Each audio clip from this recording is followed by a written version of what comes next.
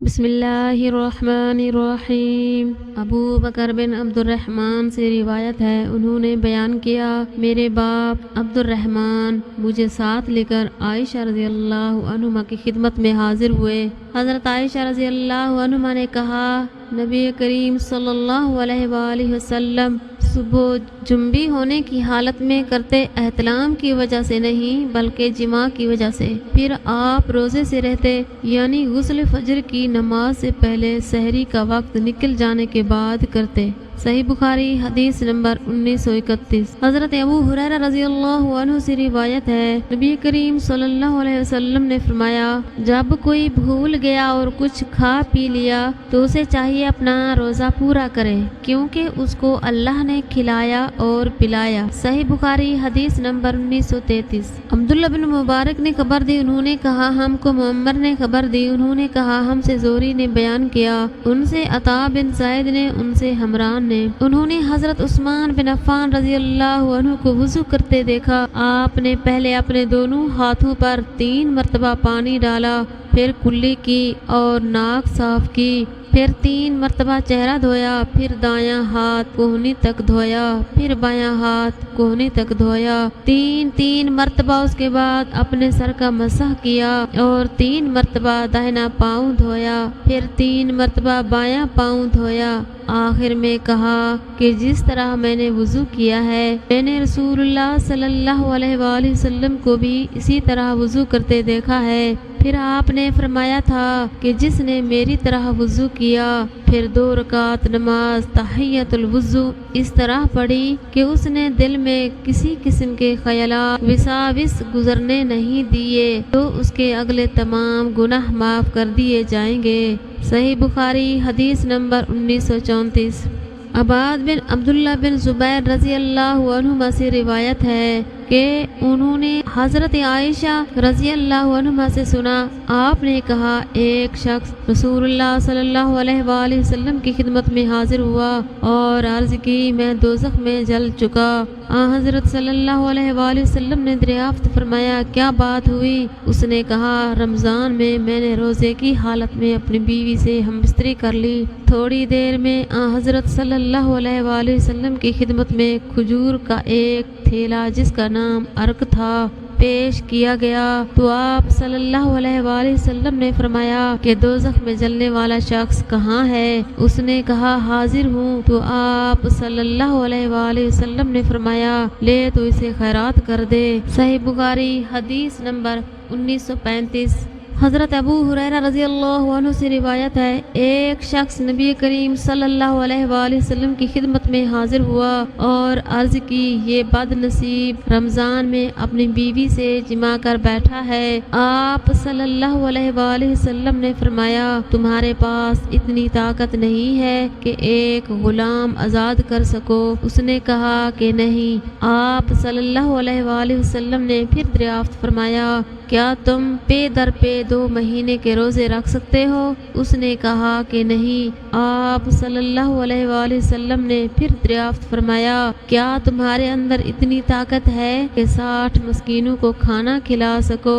اب بھی اس کا جواب نفی میں تھا۔ راوی نے بیان کیا، پھر نبی کریم صلی اللہ علیہ وآلہ وسلم کی خدمت میں ایک تھیلا لایا گیا جس میں کھجوریں تھیں، عرق زنبیل کو کہتے ہیں۔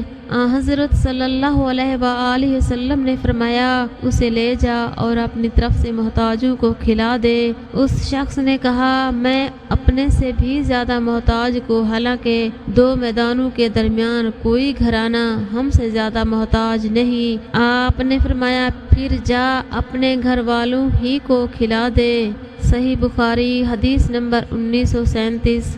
حضرت ابن عباس رضی اللہ عنہ سے روایت ہے کہ نبی اکرم صلی اللہ علیہ وآلہ وسلم نے احرام میں اور روزے کی حالت میں پچنا لگوایا۔ ان سے عمر بن حکم بن سبان نے اور انہوں نے ابو ہریرہ رضی اللہ عنہ سے سنا، جب کوئی قے کرے تو روزہ نہیں ٹوٹتا، کیونکہ اس سے تو چیز باہر آتی ہے اندر نہیں جاتی۔ اور ابو ہریرہ رضی اللہ عنہ سے یہ بھی منقول ہے کہ اس سے روزہ ٹوٹ جاتا ہے، لیکن لیکن پہلی روایت زیادہ صحیح ہے۔ اور ابن عباس اور کرمہ رضی اللہ عنہ نے کہا کہ روزہ ٹوٹتا ہے ان چیزوں سے جو اندر جاتی ہیں، ان سے نہیں جو باہر آتی ہیں۔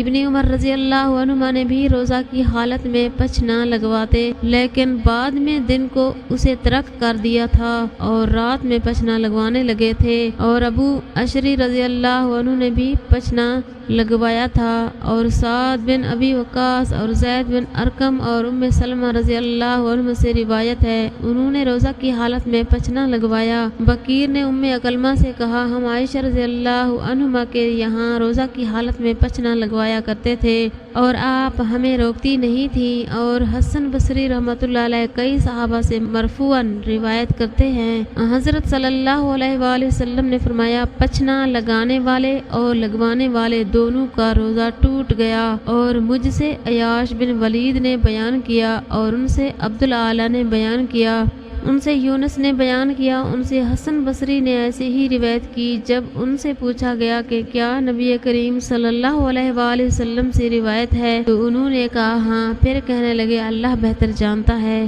صحیح بخاری حدیث نمبر 1938۔ حضرت عباس رضی اللہ عنہ سے روایت ہے، نبی کریم صلی اللہ علیہ وآلہ وسلم نے روزہ کی حالت میں پچ نہ لگوایا۔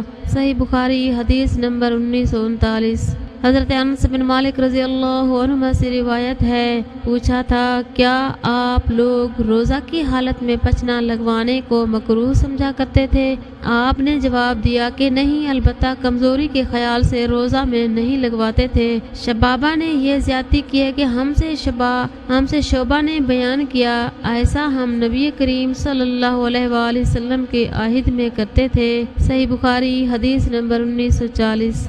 عبداللہ بن ابی اوفی رضی اللہ عنہ سے روایت ہے کہ ہم نبی کریم صلی اللہ علیہ وآلہ وسلم کے ساتھ سفر میں تھے، روزہ کی حالت میں حضرت صلی اللہ علیہ وآلہ وسلم نے ایک صاحب بلال رضی اللہ عنہ سے فرمایا کہ اتر کر میرے لیے ستو گھول لے۔ انہوں نے عرض کی یا رسول اللہ، ابھی تو سورج باقی ہے۔ آپ صلی اللہ علیہ وآلہ وسلم نے پھر فرمایا اتر کر ستو گھول لے۔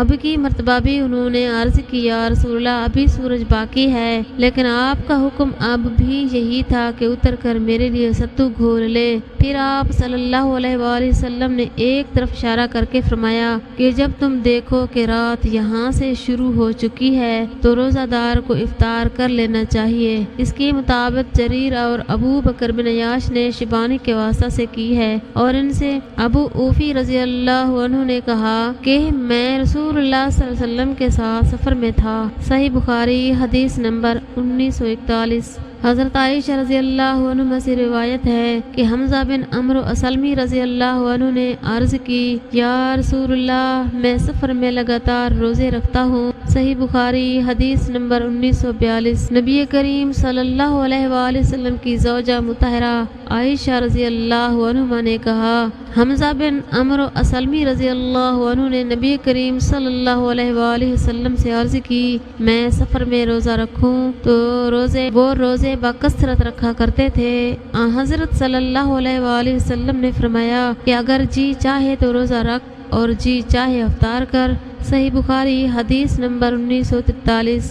ابن عباس رضی اللہ عنہ سے روایت ہے کہ نبی کریم صلی اللہ علیہ وآلہ وسلم فتح مکہ کے موقع پر مکہ کی طرف رمضان میں چلے تو آپ صلی اللہ علیہ وآلہ وسلم روزہ سے تھے، لیکن جب قدید پہنچے تو روزہ رکھنا چھوڑ دیا، اور صحابہ رضوان اللہ علیہ اجمعین نے بھی آپ کو دے کر روزہ چھوڑ دیا۔ ابو عبداللہ امام بخاری رحمۃ اللہ علیہ نے کہا، اصفان اور قدید کے درمیان قدید ایک تالاب ہے۔ صحیح بخاری حدیث نمبر 1944۔ ام دردہ رضی اللہ عنہ سے روایت ہے، بیان کیا ابو دردہ رضی اللہ عنہ نے کہا، ہم نبی کریم صلی اللہ علیہ وآلہ وسلم کے ساتھ ایک سفر کر رہے تھے۔ دن انتہائی گرم تھا، گرمی کا یہ عالم تھا کہ گرمی کی سختی سے لوگ اپنے سروں کو پکڑ لیتے تھے۔ نبی کریم صلی اللہ علیہ وآلہ وسلم اور ابن رواح رضی اللہ عنہ کے سوا اور کوئی شخص روزہ سے نہیں تھا۔ صحیح بخاری حدیث نمبر 1945۔ سفر میں روزہ رکھنا کوئی نیکی نہیں ہے۔ حسن بن علی رضی اللہ عنہ سے سنا اور انہوں نے جابر بن عبداللہ رضی اللہ عنہ سے کہ رسول اللہ صلی اللہ علیہ وآلہ وسلم ایک سفر غزوہ فتح میں تھے۔ آپ صلی اللہ علیہ وآلہ وسلم نے دیکھا کہ ایک شخص پر لوگوں نے سایہ کر رکھا ہے۔ آپ صلی اللہ علیہ وآلہ وسلم نے دریافت فرمایا کیا بات ہے؟ لوگوں نے کہا ایک روزہ دار ہے۔ آپ صلی اللہ علیہ وآلہ وسلم نے فرمایا سفر میں روزہ رکھنا کچھ اچھا کام نہیں ہے۔ صحیح بخاری حدیث نمبر 1946۔ حضرت انس بن مالک رضی اللہ عنہ سے روایت ہے کہ نبی کریم صلی اللہ علیہ وآلہ وسلم کے ساتھ رمضان میں سفر کیا کرتے تھے۔ سفر میں بہت سے روزے سے ہوتے اور بہت سے بے روزہ ہوتے، لیکن روزے دار بے روزہ دار پر اور بے روزہ دار روزے دار پر کسی قسم کی عیب جوئی نہیں کیا کرتے تھے۔ صحیح بخاری حدیث نمبر 1947۔